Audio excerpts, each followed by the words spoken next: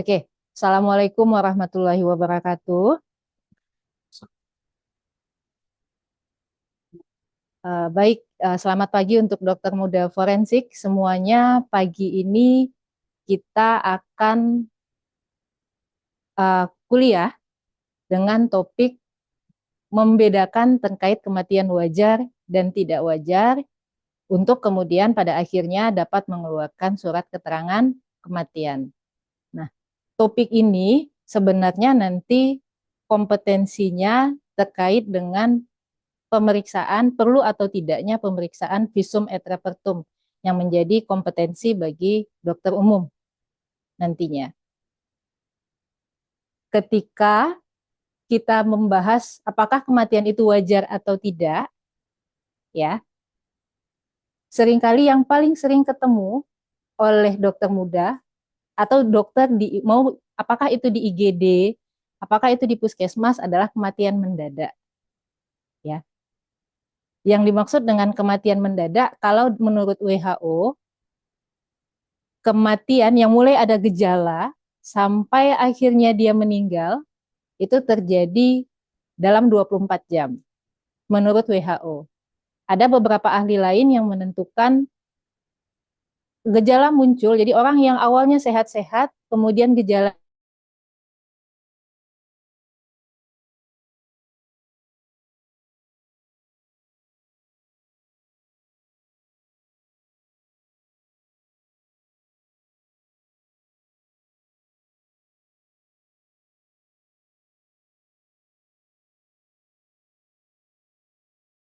riwayat sakitnya tidak sempat memeriksa saat dia hidup, kita terima sudah dalam kondisi meninggal.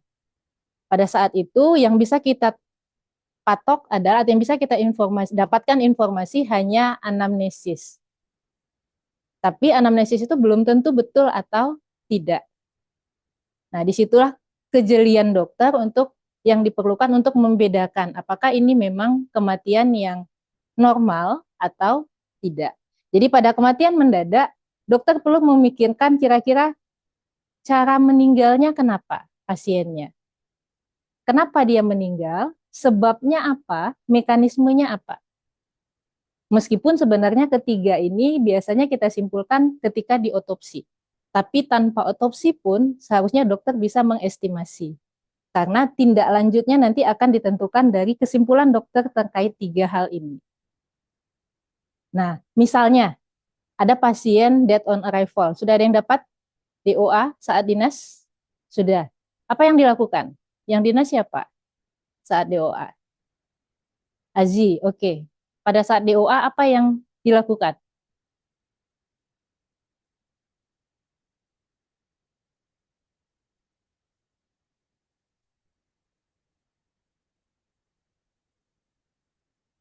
Di anamnesis, kemudian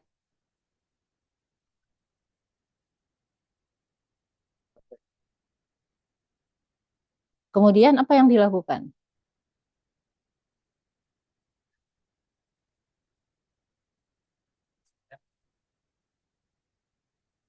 Menentukan wajar atau tidak wajar. Jadi ketika dokter menerima nih ada pasien, oh ternyata pasiennya DOA.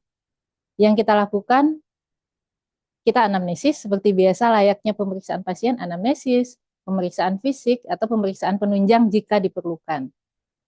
Dalam mindset dokter sudah ada kira-kira, balik ke yang awal tadi, dia meninggalnya kira-kira kenapa? Kemungkinan sebab kematiannya apa? Dari tiga kemungkinan sebab kematian ini, yang pertama harus dipikirkan adalah mungkin nggak pasien itu meninggalnya terkait unsur kekerasan. Itu yang pertama kali yang harus di-screening. Kenapa itu yang pertama kali? Karena tanda kekerasan bisa kita lihat dari tubuh pasiennya. Ada luka-luka nggak di tubuhnya? Kalau tidak ada, jadi lihat dulu pasiennya ada luka-luka nggak? Makanya kenapa kita harus lihat dari kepala sampai ujung kaki. Kalau tidak ada tanda-tanda kekerasan, pertimbangkan yang ketiga dulu. Mungkin nggak pasien itu meninggal ada unsur keracunannya. Eksplorlah dari anamnesisnya, kemudian dari pemeriksaan fisik. Dari pemeriksaan fisik apa yang bisa kita temukan? Bau nafasnya, oke. Apa lagi? Lebam mayatnya kenapa? Ada. Warna tertentu untuk zat racun tertentu. Nah, artinya kita lihat ada nggak, karena setiap racun memiliki karakteristik masing-masing. Ya, jadi itu harusnya Ananda sudah dapat materinya. Dari keracunan ini, satu lagi yang perlu dipikirkan, jangan-jangan dia overdosis, misalnya narkoba dan segala macam. Lihat ada bekas suntikan nggak di tubuhnya, yang di luar dari suntikan bekas perawatan. Ya, jadi yang pertama dipikirkan ada unsur kekerasan atau tidak, ada unsur keracunan atau tidak. Ketika salah satu dari dua poin ini ada pada pasiennya, maka kita anggap dia kematiannya tidak wajar. Tapi ketika dua ini, kekerasan atau keracunan tidak ada, otomatis pilihan terakhir kita pikirkan adalah mungkin dia memang meninggal karena sakit yang dideritanya. Nah, kalau memang dia meninggal karena sakit, kita tinggal mempertimbangkan kira-kira dari sistem mana dia. Dari sistem mana? Apakah dari sistem kardiovaskular, pernafasan, dan sebagainya. Tergantung dari anamnesis yang kita dapatkan dan secara epidemiologi seperti apa.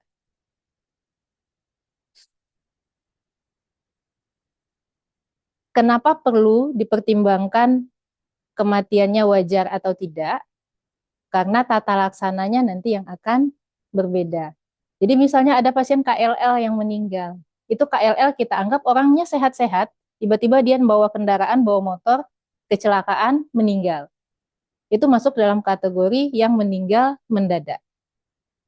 Yang masuk kategori kematian tidak wajar. Jadi yang wajar hanya yang meninggal karena sakit. Ketika masih tanda tanya pun, kita tetap anggap dia tidak wajar dulu sampai polisi menentukan kematiannya wajar. Jadi lebih baik kita menganggap tidak wajar, kita periksa daripada kita anggap dia wajar, ternyata dia tidak wajar. Dan kita kehilangan barang bukti dari tubuh pasien. Oke. Nah, ini dasar hukumnya. KUHP 108, setiap orang yang mengalami, menyaksikan, jadi tidak hanya korban, tidak hanya keluarganya, tapi dokter sebagai orang yang menerima pasien yang kita duga mengalami dugaan tindak pidana, kita boleh lapor. Membuat laporan itu tidak harus saksinya datang ke kantor polisi, via telepon bisa, atau kita minta bantuan keluarganya untuk datang buat laporan juga bisa. Jadi yang penting kita kecurigaan dokter ada dugaan kematian tidak wajar, dilaporkan dulu ke penyidik. Karena nanti penyidiklah yang akan, kalau memang kita telepon polisinya, oh iya betul dok, ini dugaan kematian tidak wajar, maka polisi nanti akan mengeluarkan surat permintaan visum. Dengan surat permintaan visum itulah dokter akan bekerja. Polisinya minta apa? Apakah pemeriksaan luar saja? Ya dokter lakukan pemeriksaan luar. Kalau polisinya minta otopsi dok, maka dokter akan melakukan otopsi. Kalau polisinya menyatakan, oh enggak dok, ini wajar, maka kita akan perlakukan seperti kematian wajar. Ini tata laksananya. Jadi kenapa penting? Pada kematian mendadak, ini saya tekankan DOA, ya. Lakukanlah anamnesis. Kalau kalian belajar biasanya selama ini ketika mendiagnosis pasien, anamnesis berapa persen memegang peranan? Bisa sampai 80%. Tapi dalam hal mengidentifikasi kematian wajar atau tidak wajar, terutama pada kasus pasien yang meninggal mendadak, anamnesis itu nilainya bisa 0. Kita abaikan ketika temuan yang kita dapat dari anamnesis itu bertolak belakang dengan temuan yang ada pada tubuh pasiennya. Misalnya gini, ada pasien, ada seorang laki-laki usia 60 tahun dibawa ke IGD oleh anaknya. Dari informasi anaknya yang mengantarkan bahwa bapak saya tadi terpeleset di kamar mandi. Dia jatuh, ketemunya posisinya telentang. Terus dokternya lihat nih jenazahnya. Oh iya betul sudah meninggal. Kemudian ada luka memar di oksipital. Kemudian ada luka memar juga di area pipi kanan. Ada luka lecet, beberapa luka lecet di area leher bagian depan. Lebam mayatnya ada di area dada. Apa yang bisa disimpulkan oleh dokter? Kira-kira apa? Lebam mayatnya di dada. Kemungkinan jenazahnya ketemunya tengkurap. Berarti ada sesuatu yang disembunyikan oleh keluarganya. Nah, ketika ada yang berlawanan antara anamnesis dan pemeriksaan, ini yang dipegang oleh dokter. Anamnesis kita abaikan. Jadi kalau ada yang berbeda, kita eksplor lagi anamnesis. Ketika dia tidak sama, pemeriksaan yang kita pegang. Jangan anamnesis. Apalagi yang ngantarnya itu pelakunya. Ketika pelakunya yang mengantar, ceritanya akan diubah, alibinya akan bermacam-macam. Oke. Nah, tata laksana ini kita ketika melakukan screening. Nanti endingnya adalah tata laksana. Kalau kita simpulkan sebagai dokter kematiannya wajar, apa yang dilakukan berikutnya? Oh iya betul, dia meninggal karena sakit. Apa yang dilakukan? Mengeluarkan surat keterangan kematian. Setelah dikeluarkan SKK-nya, kemudian apa lagi? Pasiennya boleh dibawa pulang oleh keluarga untuk dimakamkan. Ketika dokter menyimpulkan jenazahnya kematiannya tidak wajar, apa yang dilakukan? Balik lagi ke KUHP 108. Laporlah kepada penyidik atau penyelidik, kepada polisi. Kemudian nanti polisi akan datang ke rumah sakit untuk melihat jenazahnya, untuk mengeksplor apakah mungkin betul atau tidak kecurigaan dokter. Kalau memang betul menurut polisi, oh iya dok, ternyata kematiannya tidak wajar, maka polisi akan mengeluarkan surat permintaan visum. Dengan surat permintaan visum itulah dokter periksa jenazahnya. Setelah diperiksa oleh dokter, apa yang dilakukan? Mau diapakan jenazahnya lagi setelah diperiksa? SPV udah datang nih, SPV sudah datang, sudah diperiksa berdasarkan permintaan polisi. Kemudian jenazahnya sudah bisa kita buatkan SKK supaya bisa segera dimakamkan. Sembari dokter membuat visum et repertumnya untuk diserahkan kepada polisi. Jadi jangan tunggu visumnya selesai, diketik dulu. Kasihan jenazahnya terlantar. Intinya sudah diperiksa dan sudah didokumentasikan. Itu kondisi ideal yang seharusnya. Tapi nanti ketika kalian bertugas sebagai dokter, tidak selalu kondisi ideal itu akan ditemukan. Misalnya kemarin saat yang dinas, ternyata ada dokter screening, kita simpulkan kematiannya tidak wajar karena kecelakaan. Kemarin siapa yang nelfon saya? Aren. Kematiannya disimpulkan tidak wajar karena kecelakaan. Diedukasi keluarganya, ternyata tidak mau. Anggaplah dia tidak mau lapor polisi. Nah, misalnya gini, apa yang akan dilakukan? Idealnya kan dokter tahu, oh ini masuk kategori kematian tidak wajar. Kita harus lapor polisi. Keluarganya nggak mau. Sebagai dokter kita akan gimana?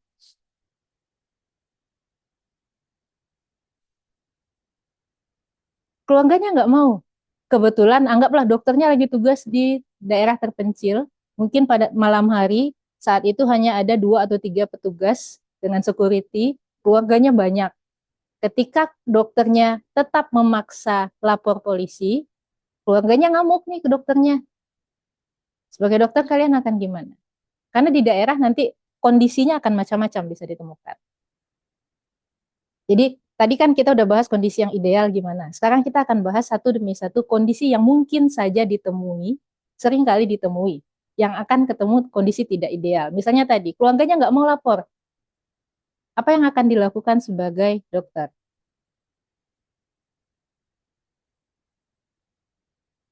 Ada yang mau berpendapat? Nanti banyak ke ininya, banyak kasusnya. Saya coba panggil ya.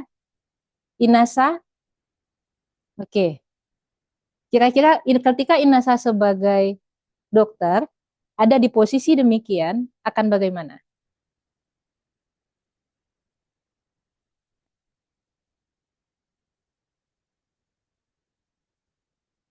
udah diyakinkan tetap nggak mau. Apalagi kalau keluarga kami itu biasanya suaranya banyak tuh. Bawa pulang cepat dimakamkan.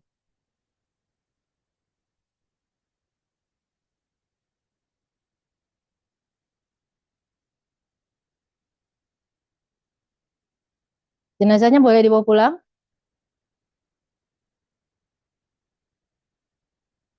Ya nggak ada pilihan lain. Tidak ada pilihan lain. Ketika nyawa dokter terancam, nyawa keselamatan diri nomor satu. Jadi ya silahkan lepaslah jenazahnya. Tapi yang paling penting jangan pernah keluarkan SKK pada jenazah yang kita anggap kematiannya tidak wajar yang tidak diperiksa.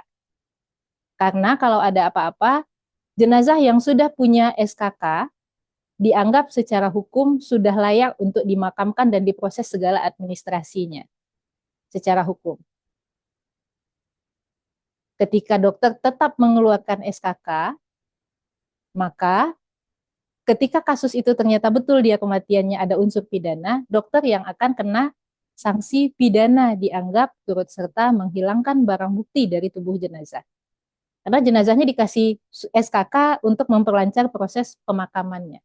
Sekarang pemakaman minta SKK. Kalau sudah di pemakaman-pemakaman yang umum, sekarang sudah minta SKK agar jenazahnya bisa dimakamkan. Kalau di perkampungan daerah mungkin belum. Ya, jadi jangan kalau memang ketika memang jadi ketika kita ada di kondisi itu, keluarganya nggak mau dan tidak memungkinkan sama sekali setelah kita edukasi, idealnya tentu edukasi sampai mau. Kemarin akhirnya satu mau setelah diedukasi. Ketika memang tidak mau juga ya sudah. Tapi kita harus ada hitam di atas putih. Apa yang membuktikan? Nanti kalau kita lepas saja, polisi besoknya datang. Dok, saya mau minta visum untuk pasien yang meninggal tadi malam. Nggak bisa Pak, saya nggak bisa bikinkan karena keluarganya nggak mau. Nggak bisa seperti itu kita jawab. Jadi buatlah surat penolakan yang ditandatangan materai yang oleh keluarga yang bertanggung jawab. Itu kondisi yang pertama ya. Nah, sekarang kondisi yang kedua. Ada pasien di IGD meninggal. Pasien di IGD meninggal, DOA, setelah dokter lakukan screening, disimpulkan kematiannya tidak wajar. Edukasi ke keluarga, ini masuk kematian tidak wajar, SOP-nya kita akan lapor polisi dulu. Oke dok, kami setuju. Mungkin dokter, anggaplah dokternya yang nelpon polisinya. Kemudian lapor polisi, uh, polisinya datang ke rumah IGD. Terus kata polisinya, oh enggak dok, ini enggak masalah kok, enggak ada unsur pidana, kematiannya wajar, enggak perlu diperiksa. Polisi tidak mengeluarkan surat permintaan visum. Sebagai dokter, apa yang akan kita lakukan lagi? Tadi kan kondisi yang pertama, oh iya memang ternyata kematiannya tidak wajar, ada SPV. Nah sekarang polisinya udah datang, tapi polisi menyimpulkan kematiannya wajar. Sebagai dokter, kita akan bagaimana ke pasiennya, ke jenazahnya?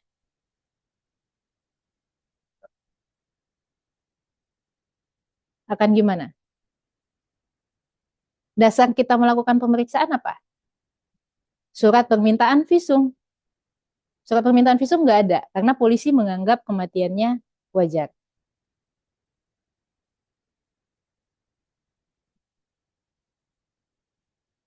Ya, sekarang jadi gimana nih? Kata polisi nggak perlu periksa.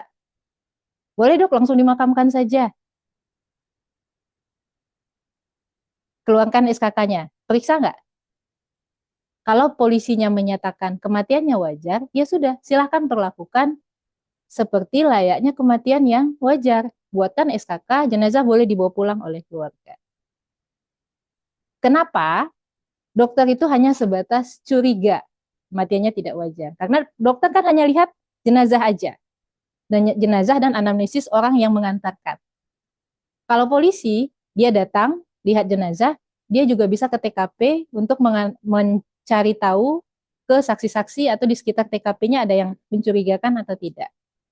Jadi yang memutuskan, yang memastikan wajar atau tidak, polisi. Ketika polisi sudah menyatakan kematiannya wajar, ya sudah, perlakukan kematiannya seperti kematian wajar. Kondisi berikutnya. Pasiennya kita simpulkan DOA, kematian tidak wajar. Kemudian edukasi keluarga, keluarga setuju. Teleponlah polisinya. Oh iya dok, kami akan datang. Kejadiannya malam, misalnya jam 8 malam. Ditunggu, udah jam 12 malam polisi nggak datang-datang. Sampai pagi polisinya nggak datang juga. Anggaplah mungkin kita di daerah. Entah polisinya sedang ada tugas lain yang dikerjakan, diselidiki, atau memang, ya anggaplah kita anggap polisinya memang sedang ada tugas yang lain di saat yang bersamaan. Keluarga tentu mulai gelisah. Dari jam 8 malam jenazah meninggal sampai jam 8 pagi belum diapa-apakan. Keluarga pasti nanti mengeluhnya ke dokter. Sebagai dokter apa yang kita lakukan? Kita sebagai dokter, kita harus ikut aturan hukum, kita harus ikut, tapi kita punya etika profesi, tidak boleh menelantarkan pasien. Nah, yang mana yang akan kita lakukan? Apa yang akan kita lakukan? Fajri akan gimana kalau Fajri jadi dokternya? Periksa dulu. Periksa apa? Apa yang akan dilakukan? Pemeriksaan luar. Kemudian setelah dilakukan pemeriksaan luar, jenazahnya udah Fajri periksa, terus jenazahnya diapakan? Masih nunggu polisinya nggak? Masih nunggu nggak? Sampai jam 12 siang belum datang juga. Ayo, mau gimana? Tidak menutup kemungkinan bisa saja terjadi nanti kondisinya. Karena kita seringkali ketemu yang nggak ideal. Mau ditunggu lagi polisinya? Terus diapakan? Jadi ketika ketemu kondisi seperti tadi, kita tetap ikuti aturan hukum, tapi kita tetap memperhatikan etika profesi sebagai dokter, tidak boleh menelantarkan pasien termasuk jenazah meskipun dia sudah meninggal pasiennya. Yang kita lakukan, sebaiknya dimanapun nanti kalian bertugas, di rumah sakit A atau di puskesmas A, pertama kali datang ke sana, bikinlah kontrak atau koordinasi dengan polsek setempat. Ketika nanti ada pasien atau yang kita masuk dengan kategori yang tidak wajar, bagaimana kalian koordinasinya dengan dokter, koordinasi dengan polsek setempat. Pak, boleh nggak saya telepon saja, terus saya periksa dulu, nggak harus nunggu. Nanti surat tinggal menunggu surat permintaan visumnya bisa datang belakangan, supaya pasien tidak terlantar. Atau memang saya harus menunggu, tergantung kebijakannya nanti kesepakatannya seperti apa. Ketika polisinya minta tunggu, ya silakan ditunggu. Ketika memang boleh kata polisinya koordinasinya, periksa saja dulu, ya kita periksa saja dulu. Setelah itu, ya silakan langsung buat SKK, jenazahnya silakan bawa pulang untuk dimakamkan. Polisi kapan saja tinggal bawa surat permintaan visum. Kemarin PL ada SPV enggak? Tidak ada. Kenapa? Karena yang kita lakukan di sini di M Jamil yang sesuai dengan kondisi yang terakhir tadi. Jadi surat permintaan visumnya bisa kapan saja diantarkan oleh polisi untuk mempertimbangkan jenazah tidak terlalu lama di sini. Karena pasti keluarganya itu ingin bawa segera pulang untuk dimakamkan. Tapi ketika kita ingin menerapkan kondisi yang terakhir tadi, periksa tanpa menunggu polisi, dokter harus jeli. Harus jeli dengan kasus. Kasus mana yang kira-kira polisi itu hanya minta PL saja. Kasus mana yang polisi itu biasanya minta otopsi. Ketika kasus-kasus yang unsur kriminalitasnya sangat tinggi, misalnya luka tusuk yang mungkin senjatanya masih menancap, atau luka tembak, kasus-kasus pembunuhan, mau selama apapun polisinya, jangan periksa dulu. Tunggu polisinya sampai datang. Misalnya ada kasus luka tusuk yang senjatanya masih menancap. Ketika kita PL, apa yang kita lakukan? Darahnya dibersihkan, pakaiannya dibuka. Mungkin senjatanya akan kita cabut juga dari tubuhnya. Dengan demikian, mungkin sidik jari yang mau dicari polisi di tubuh pasiennya hilang karena kita bersihkan darah dan segala macam.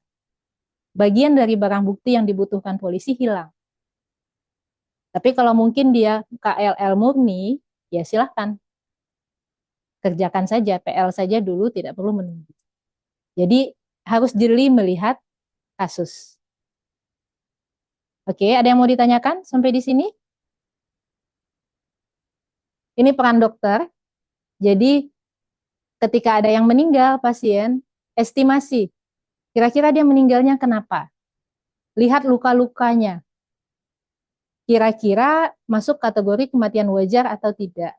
Kalau memang kita curiga dia kematiannya wajar, nanti arah terakhirnya adalah pembuatan visum et repertum. Tapi jangan lupa SKK. Setiap jenazah yang meninggal harus ada SKK. Ada yang mau ditanyakan? Oke. Ada biaya, iya. Iya. Paling sering memang kendala dari keluarga itu adalah administrasi.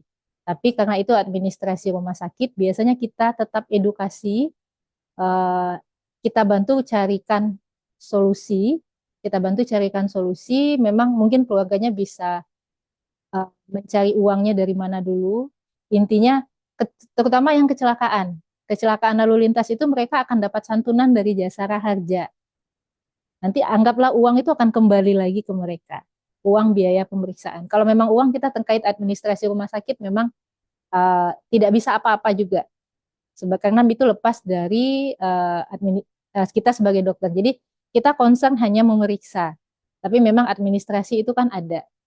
Kalau memang idealnya sebenarnya biaya pemeriksaan untuk kasus yang terkait hukum itu adalah tanggung jawab pemerintah.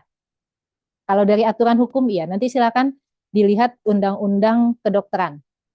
Undang-Undang untuk Pelayanan Hukum. Undang-Undang nomor tahun 2022. Ya, di sana ada.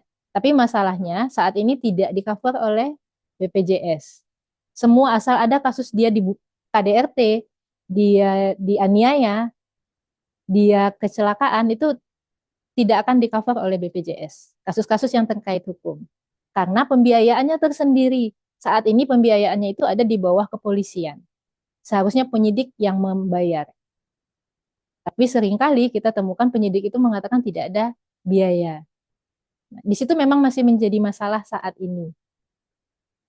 Memang menjadi masalah dan kita memang nggak bisa ngapa-ngapain di situ. Kita paksakan tidak dibayar semua, ya rumah sakit juga yang nggak, karena kita pemeriksaan kita butuh bahan habis pakai dan segala macamnya untuk pemeriksaan.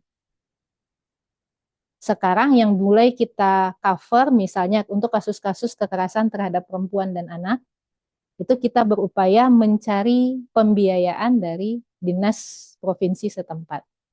Jadi kalau nanti kalian ketemu kasus-kasus KDRT, kekerasan seksual, mereka nggak bayar di sini. Biayanya akan kita klaim ke provinsi. Dan itu sebenarnya prosesnya pun belum fix, belum ketok palu bagaimana prosedur kita mereimbursenya. Tapi sudah digratiskan di rumah sakit. Karena idealnya memang itu tanggung jawab kepolisian pembiayaan kalau dari aturan hukum.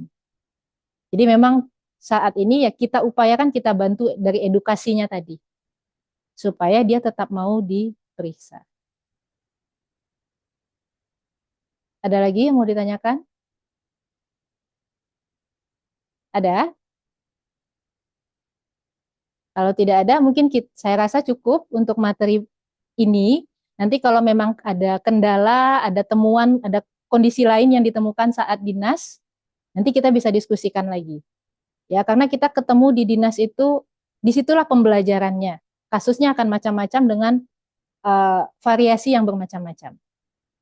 Oke, saya tutup. Assalamualaikum warahmatullahi wabarakatuh.